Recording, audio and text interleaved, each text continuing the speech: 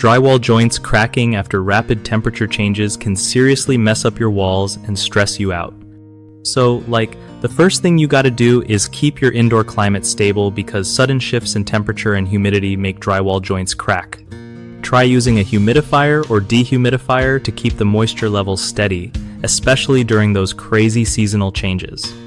Also, don't crank the heat or air conditioning super high or low all at once. Make slow adjustments so your walls don't freak out. If you're in a place with wild temperature swings, think about adding insulation to keep things more even inside. When you're fixing cracks, use a flexible joint compound that can handle some movement without breaking.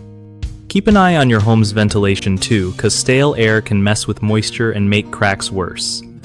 If you notice cracks starting to show up, don't wait forever, patch them up before they get bigger. And finally, regular maintenance, like checking for leaks or drafts, will help prevent that rapid temperature change from causing damage. One of the biggest mistakes people make with drywall cracks after temperature shifts is ignoring humidity control, which just lets the problem get worse. Fix this by using a humidifier or dehumidifier to balance moisture indoors. Another common issue is rushing drywall repairs with regular joint compound that isn't flexible.